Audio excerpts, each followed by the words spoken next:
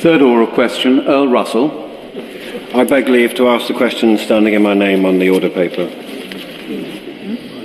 My Lords, the Government is committed to tackling waste crime. The Environment Agency assesses all reports of waste crime and deploys its resources against the offending that poses the greatest threat, risk and harm. The Environment Agency recorded 176 active high-risk illegal waste sites at the end of March 2025. Like all criminal activity, understanding the true extent of waste crime is difficult due to its often covert nature. My Lords, organised waste crime is out of control and there seems to be a reluctance to expose its true scale. In the 5 weeks since the Environment Committee's report, more illegal waste sites have been discovered than were previously known to the Environment Agency. So will the Noble Baroness the Minister commit to using remote monitoring and AI to survey the country and drive enforcement, to hypothecate landfill taxes for cleaning up sites, and end the perverse practice of charging the Environment Agency landfill tax on the waste it removes?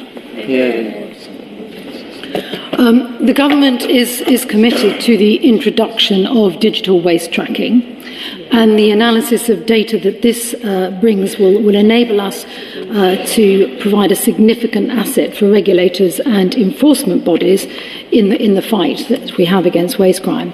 And additionally, the Environment Agency is also looking at other technology-based opportunities to measure the levels of waste crime. That could use the potential of satellite technology and also machine learning. We are providing the Environment Agency with extra targeted funds. My officials are also working with the Environment Agency and the Treasury on the implementation of the proposed Environment Agency levy, and we will be able to update on that in due course. And of course, we will also continue to work with the Treasury on the landfill tax policy and keep under continual review how best to tackle waste crime, including considerations around resourcing. Farmers across the country, with over 80% reporting to the Environment Agency that they're impacted by small-scale tipping and over 20% by large-scale offences. Ultimate responsibility lies not only with criminals, but with householders who do not pay adequately to dispose of their waste and wash their hands of it. What efforts is the Government taking to prosecute under the householder's duty, and what number of successful prosecutions have there been? Firstly, prosecutions do take a long time to work through the legal and the court system, but numbers are in line with other law enforcement agencies when you compare it with the number of interventions. But of course, prosecutions are only one part of the picture. Prevention and disruption work is just as important because we need to intervene and stop criminal activity at an early stage or before it happens, so we don't have prosecutions coming in further down the line. But I think the important thing here is for me to say quite clearly that the Government does not believe the status quo is working. We need to make changes because it is, as the Noble Lord said, becoming out of control. And we are looking at the best ways that we can make changes to improve the situation. The status quo very clearly isn't working. Could the Noble Baroness, the Minister, explain how the Kidlington site that grew to over 10,000 tonnes of rubbish, an illegal site, was allowed to happen before any effective official action was taken? That would have taken more than 300 heavy goods vehicles to take that, to make those illegal deliveries. I mean, I'm sure that the Noble Lord and others know that the Kidlington situation was utterly appalling and quite extraordinary, actually, as he says, that was allowed to happen. I do think it's important to recognise that this is exceptional, and we do need to really concentrate on the fact that waste crime is becoming more and more frequent. It's a serious criminal activity that blights our countryside, which is why, as I said, the status quo is not acceptable, and we are seriously looking at what we can do in order to make the improvements that need to be made.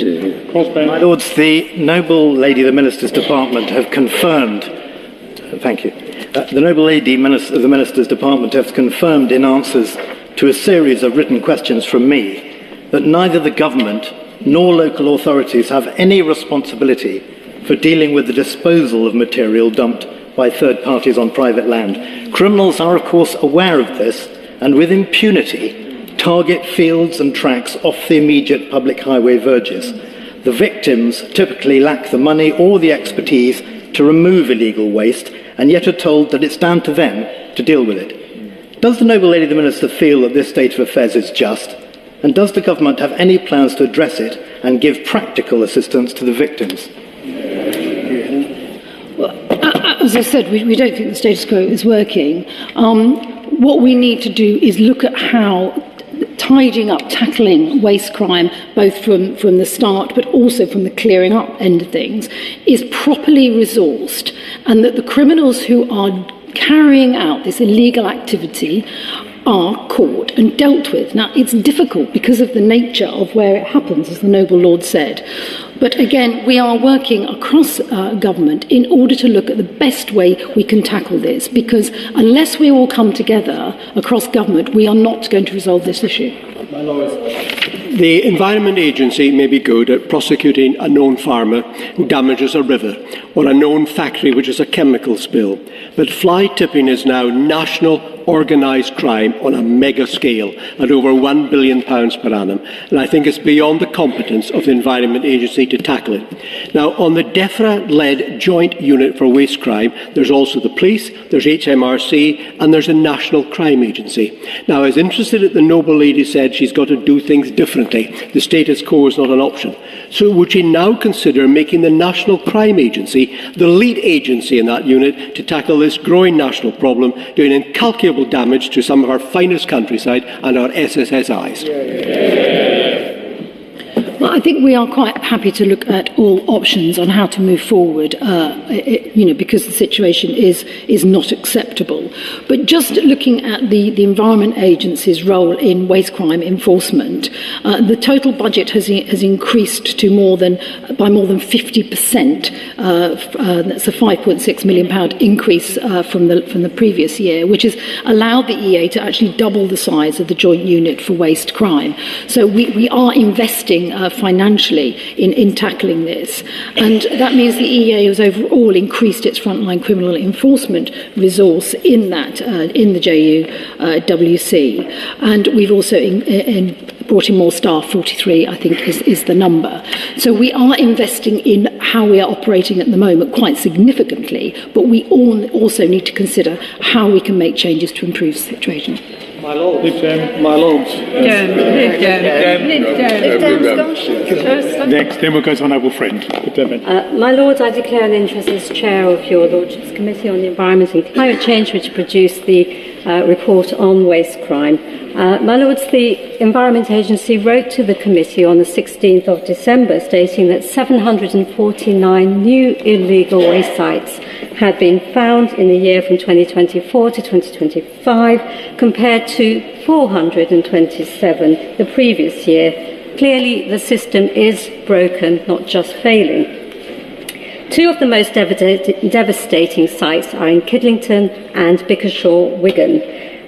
Firstly, may I ask the Minister whether work has started to clear the Kidlington site and at what cost to the taxpayer? And secondly, why is the same priority not applied to the Wigan site, given that it is near houses and to a primary school and burned for 9 days last July?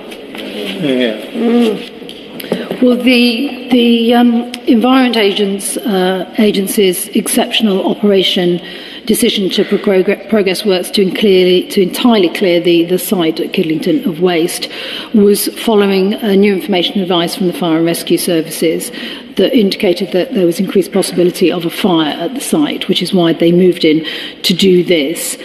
And it was the scale of this fire risk that set it apart from other illegal waste dumps in England, and that's why that became an overriding public imperative. Regarding the other side, There are investigations and work going on there, so it is difficult for me to comment specifically, but I'm happy to look at what I am able to share with the Noble Lady and put it out in writing. My Lords, may I follow on